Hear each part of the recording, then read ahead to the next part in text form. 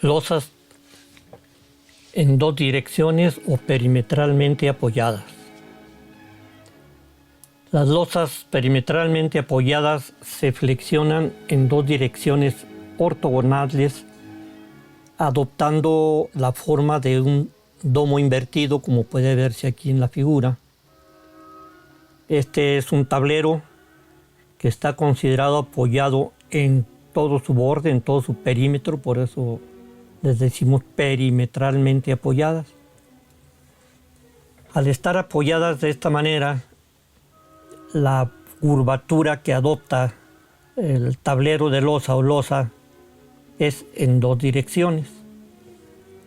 Como se comenta anteriormente, forma de domo. Y esto significa que en este tipo de elementos existirán momentos flexionantes, es decir, flexión en una dirección y momentos flexionantes en otra dirección. En esta primera figura se ve aquí un área diferencial.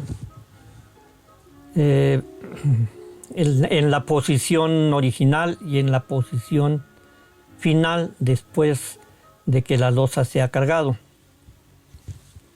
Estas dos áreas en el centro podemos considerarlas prácticamente paralelas, pero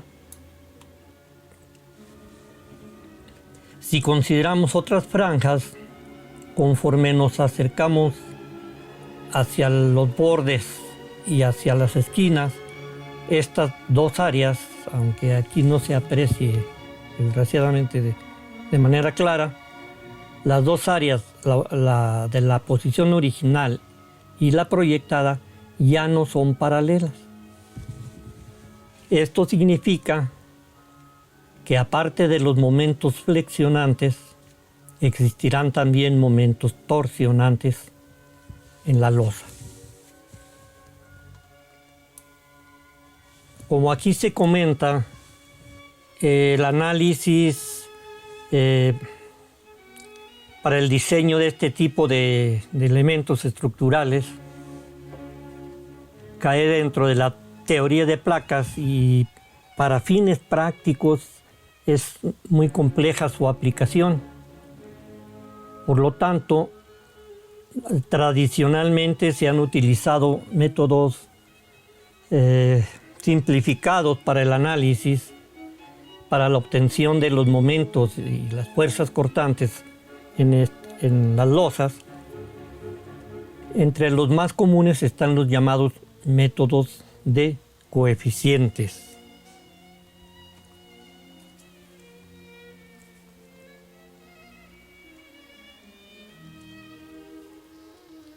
Métodos de coeficientes. Uno de los de uso más común en nuestro país es el método propuesto por las normas técnicas del Reglamento de Construcción de la Ciudad de México, que a su vez está basado en uno propuesto por los ingenieros CIE y Newmark. Como comentaba, este tipo de losas tienen flexión en dos direcciones, por lo tanto es necesario que se coloque acero de refuerzo en ambas direcciones ortogonales. Vemos aquí unas imágenes. La primera es el armado correspondiente a lo que va a ser una losa sólida de concreto apoyada en vigas. Podemos apreciar aquí las vigas formando tableros similares a los que describí hace rato. Y como podemos apreciar aquí, tenemos acero en ambas direcciones. Este tipo de losas también pueden ser aligeradas, como se muestra en esta otra figura, por medio de bloques que pueden ser de poliestireno, de concreto o de otros. Y el principio de diseño de análisis y el diseño es básicamente el mismo. Pudiéramos considerar que la única diferencia es que en el caso de las losas sólidas el análisis lo hacemos para franjas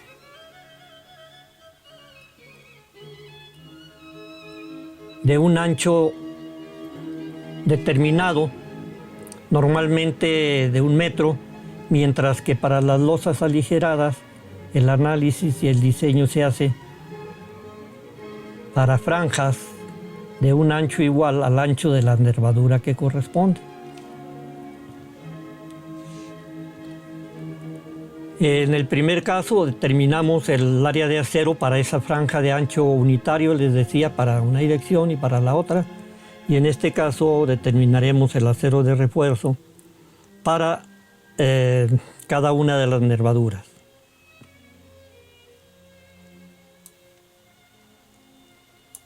El método consiste básicamente en dividir un tablero de losa en franjas ortogonales y determinar los momentos flexionantes para las franjas centrales por medio de coeficientes que nos proporcionan en el método propuesto por el reglamento. Aquí está el criterio de cómo dividimos un tablero en franjas. Las franjas centrales tendrán un ancho igual a la mitad del claro correspondiente. Franja central, la mitad del claro correspondiente a 1 entre 2, y esta será A2 entre 2. Y con los coeficientes obtenemos los momentos para esta franja central y para esta otra franja central. Podemos disminuir los momentos de las franjas de borde. Sin embargo, por cuestión práctica, generalmente el diseño que se hace para las franjas centrales, tanto para el claro corto como para el claro largo, se deja constante. Los coeficientes nos dan la forma de obtener momentos flexionantes. Los momentos flexionantes se obtienen mediante el producto de un coeficiente por la carga y por el claro corto al cuadrado. Digamos, si tuviéramos una viga con una carga uniformemente distribuida, el momento flexionante sería WL cuadrado sobre 8, que es igual a 1/8 de W por L cuadrada, igual a un coeficiente por WL cuadrada. Esto es lo que se está haciendo aquí. Coeficiente por la carga y por el claro corto. En este caso el claro corto tanto para la dirección del claro largo como para la dirección del claro corto, los momentos están en función del claro corto. El coeficiente, que para este caso sería 1/8 para una viga libremente apoyada, el coeficiente que proporciona el método toma en cuenta el porcentaje de carga que se va tanto en la dirección del claro largo como en la dirección del claro corto, y aparte las condiciones de borde.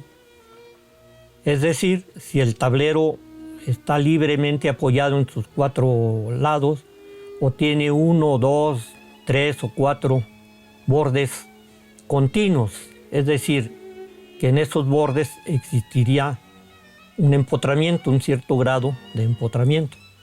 Este coeficiente toma en cuenta todas estas condiciones.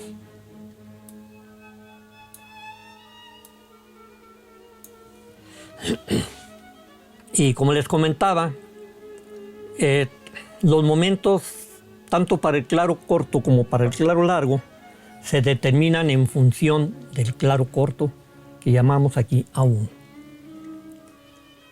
Requisitos para la aplicación del método. Para aplicar este método debiéramos de cumplir con los requisitos que aquí se enumeran. El primero de ellos, los tableros son aproximadamente rectangulares. Quiere decir con esto que podremos tener tableros que no sean exactamente rectangulares, que sean trapezoidales.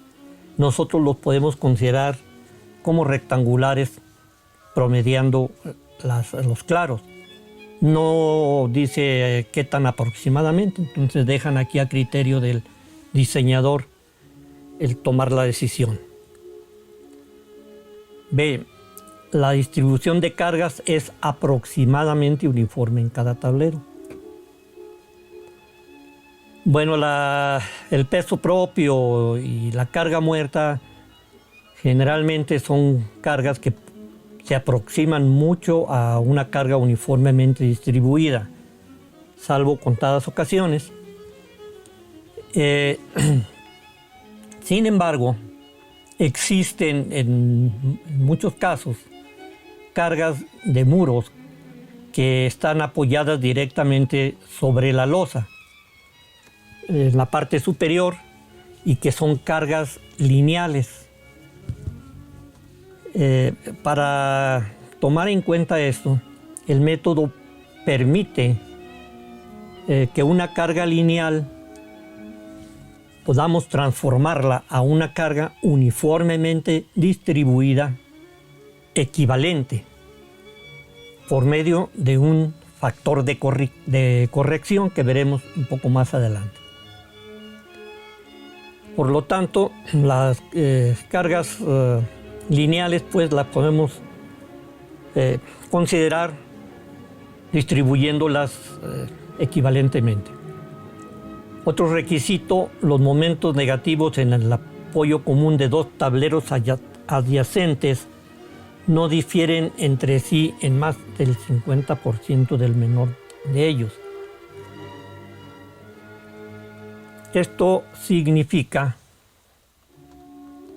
que si tenemos dos tableros que llegan al apoyo de una viga aquí, tablero del lado izquierdo y otro del lado derecho, aquí tendremos un momento M1 y acá tendremos un momento M2, digamos que sea mayor que M1. Entonces aquí lo que pide el método para poderse aplicar, que la diferencia entre el momento menor y el momento mayor sea menor o igual al 50% del momento más pequeño.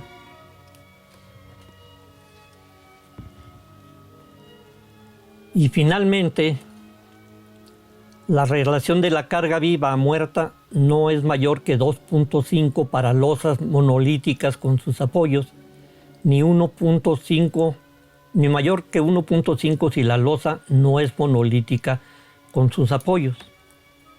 Hay que entender que una losa es monolítica con sus apoyos cuando se cuela junto con las traves. Este sería el caso de una losa monolítica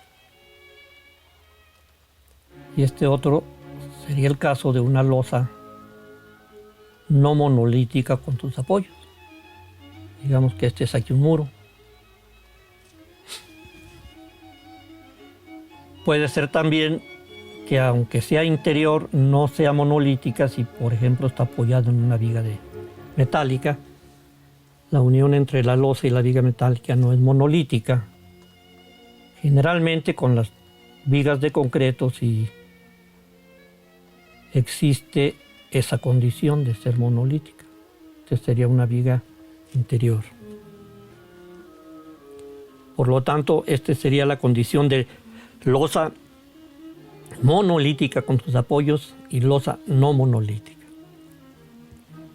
Y pues se pide que en este método la carga viva no es mayor que 2.5 la carga muerta para este caso, ni mayor a 1.5 para este caso. Generalmente la carga viva es menor que la carga muerta, salvo en situaciones dependiendo del uso que se le va a dar a la estructura, pero digamos en bodegas, bibliotecas, ahí la carga viva es cuando es mayor que la carga muerta. Tenemos aquí la tabla que nos proporciona las normas técnicas para poder obtener los momentos. En la parte superior, una serie de columnas que van de 0 hasta 1. Estos valores es la relación del claro corto al claro largo. Por eso su valor, su resultado siempre será menor o cuando mucho igual a 1. Luego tenemos 2 columnas para cada uno de esos valores de relación de A1 entre A2, numeradas con el 1 romano y 2 romano, 1 romano, 2 romano. La primera columna son coeficientes, todos los números que tenemos aquí, para el caso de losas que son monolíticas con sus apoyos, como habíamos dicho, sería para este caso que tenemos aquí, y la columna 2 para el caso en donde la losa no es monolítica con sus apoyos.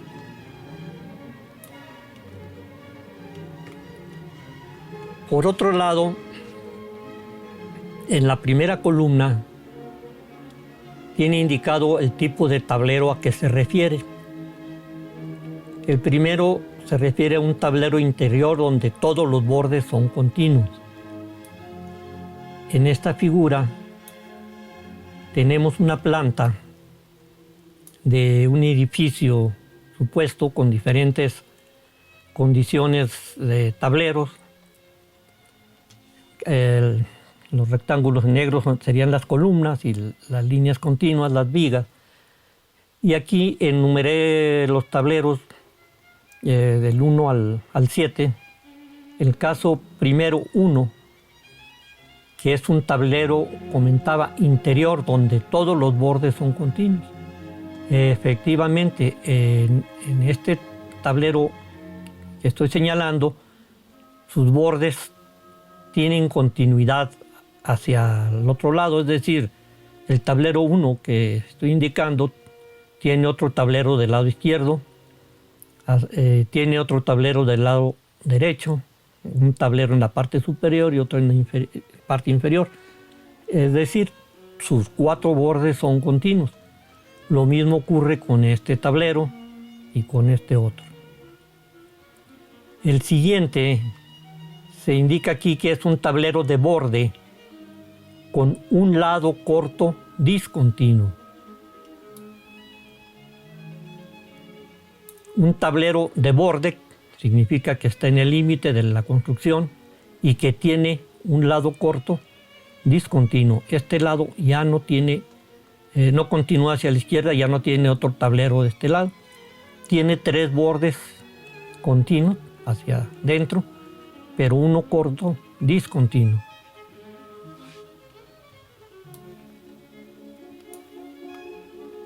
El caso 3 también es un tablero de borde, pero ahora con un lado largo discontinuo. Ese 3 lo tenemos aquí, al igual que este es de borde, pero el borde discontinuo es el lado largo, como se muestra esquemáticamente en la figura. Tenemos el 4 de esquina. Bien, yo creo que eso es claro. Aquí tenemos señalado el caso de 4 tableros de esquina. Estos tienen la peculiaridad de que 2 de sus bordes tienen continuidad, mientras que 2 de sus bordes son discontinuo.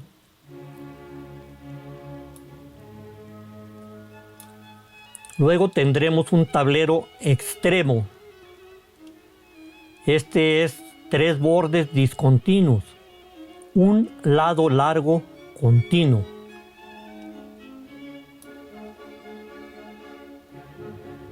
Es el caso 5. Es un tablero que tiene 3 bordes discontinuos. Hacia acá no hay losa, hacia acá no hay losa, hacia acá no hay losa. Para acá sí. Y uno que es el largo, que es continuo. Hacia este lado continúa la losa. Por lo tanto, es un tablero, le decía, extremo, con un lado, o en 3 bordes discontinuos, un lado largo continuo. Tenemos otro caso extremo también, 3 bordes discontinuos, pero ahora un lado corto continuo.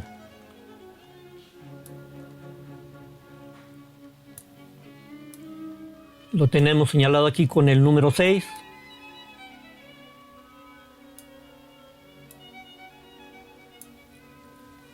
Tenemos 3 bordes discontinuos y un lado corto continuo. Finalmente, tenemos el caso de un tablero aislado. Los 4 lados son discontinuos. En la figura lo tenemos acá fuera, a un lado de la construcción del edificio. No tiene construcción hacia ningún lado, es un solo tablero apoyado en sus 4 bordes. Entonces es un tablero aislado.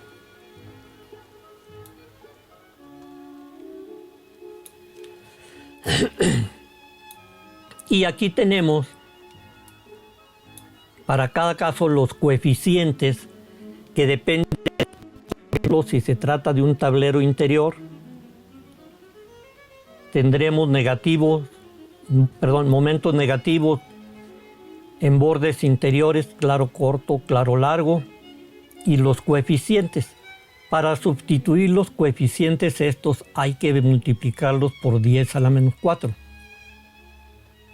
Esto está indicado al pie de la página, donde nos indica que los coeficientes multiplicado por 10 a la menos 4 y por la carga y el claro corto al cuadrado dan los momentos flexionantes por unidad de ancho. Ya no importa si las unidades son en kilonewton o en kilogramo. Los coeficientes son adimensionales.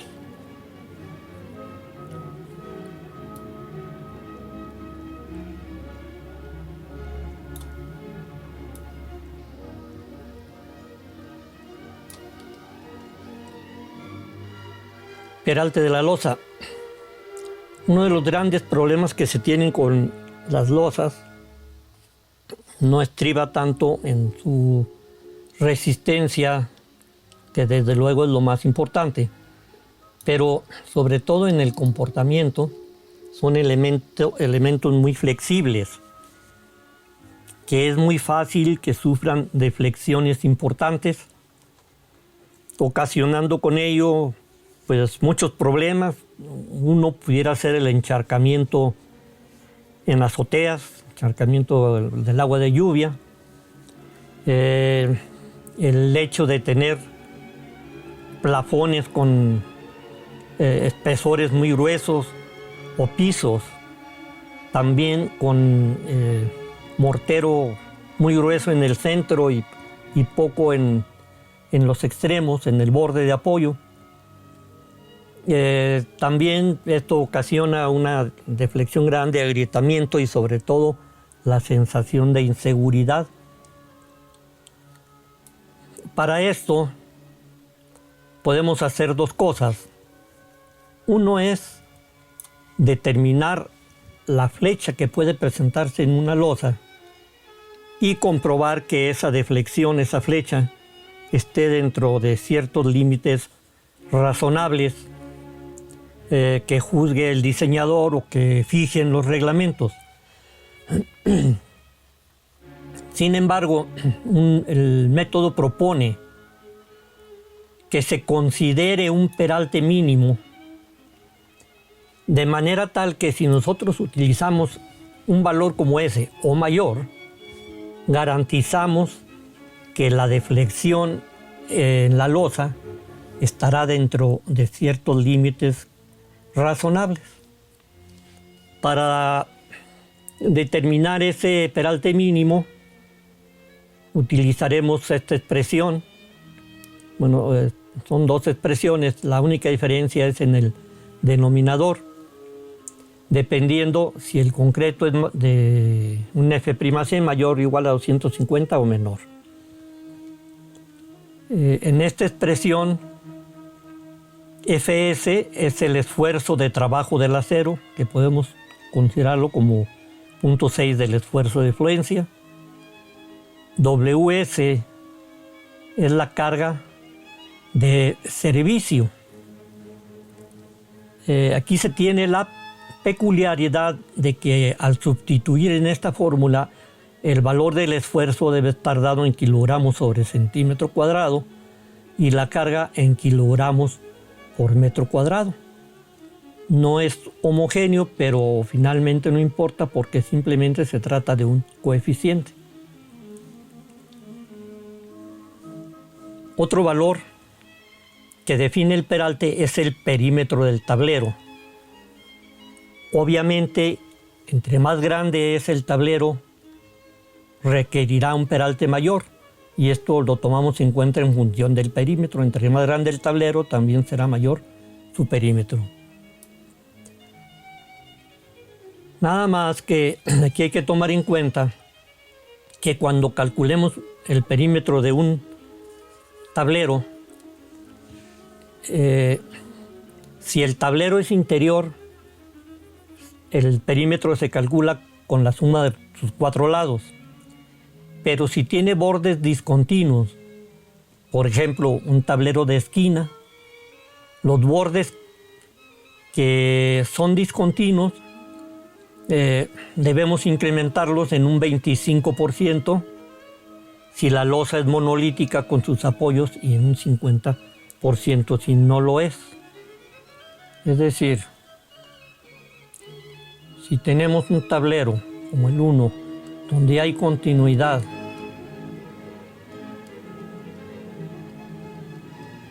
en todo su perímetro, y aquí tenemos que vale A1, aquí A2, entonces aquí el perímetro será igual con A1 más A1 más A2 más A2. Pero si este tablero fuera de esquina, que tuviera nada más estos bordes continuos,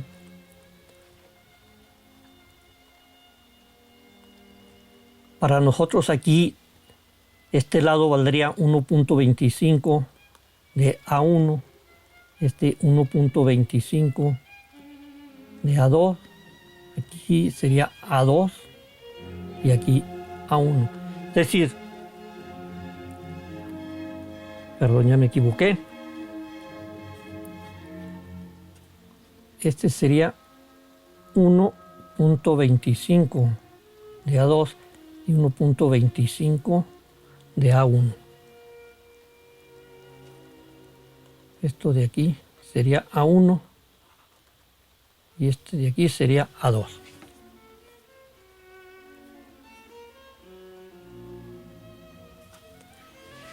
Por lo tanto, me quedó ya muy rayado, pero en fin, el perímetro para este tablero sería igual a 1.25 del borde corto discontinuo más 1.25 del borde largo discontinuo más el borde corto continuo más el borde largo continuo. Pues esto es para tomar en cuenta que el criterio que se fija con la fórmula es para casos de un tablero que tenga continuidad a todos sus lados. Y conforme vaya perdiendo continuidad, la deflexión va a ser más grande. Por lo tanto, de esta manera lo que está haciendo es hacer un equivalente de un tablero que tiene todos sus bordes discontinuos con un tablero que tenga todos sus bordes continuos. Para que tengan la misma deflexión, la misma flecha, un tablero con todos sus bordes continuos, tendría que ser mucho más grande o más grande que un tablero que tiene todos sus bordes discontinuos, porque este tendrá una mayor deflexión. Bien, eso es lo que está indicando en esta parte. Al calcular el perímetro es lo que debemos de tomar en cuenta. Cortante. Para determinar la fuerza cortante, el método propone esta expresión: la carga última por el claro corto al cuadrado entre 2 menos d, y multiplicado por lo que tenemos aquí en el paréntesis, que tome en cuenta la relación de lados.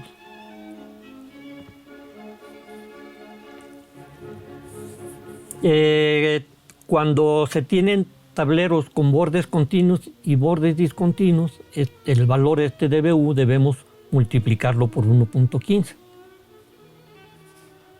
La razón será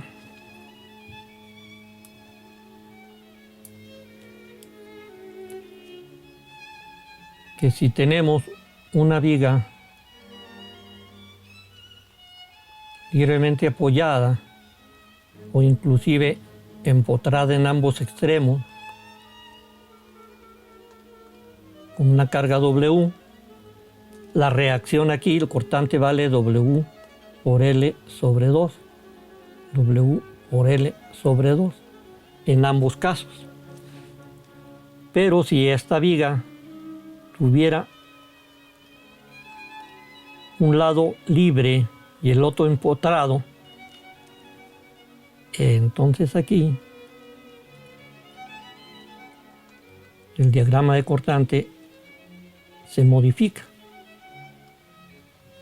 Del lado del empotramiento, el cortante se incrementa. Si a este le llamamos B, que sea W por L sobre 2, aquí el método considera que aquí va a valer 1.15 de W por L sobre 2.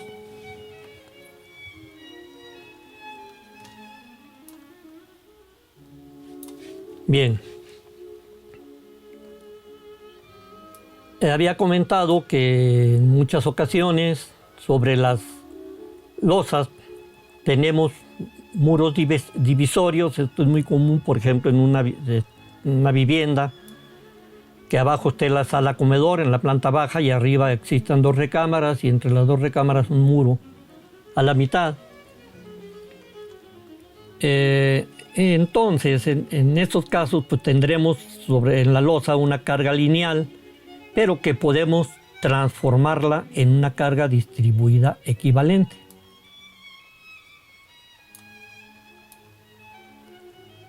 Esto lo hacemos por medio de este factor de corrección, y en donde, por ejemplo, si tenemos un muro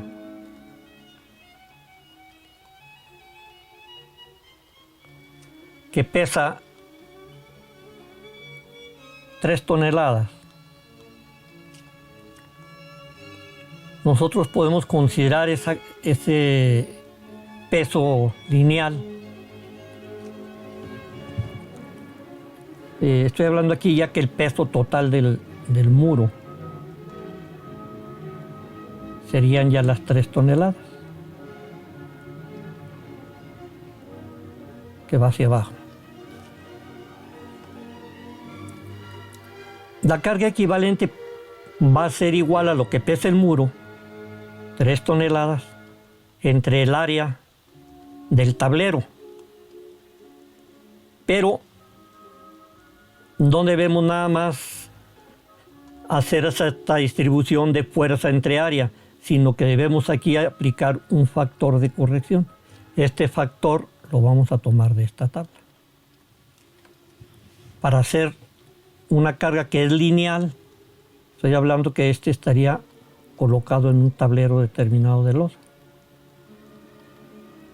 Digamos, esta es la losa y ahí está el muro que pesa 3 toneladas. Y esta carga equivalente se la sumaríamos a la carga muerta. Es decir, este será igual al esfuerzo, al factor, por el peso entre el área del tablero. Para valores intermedios de 0.5 a 1, podemos interpolar linealmente o podemos utilizar conservadoramente el valor del factor mayor.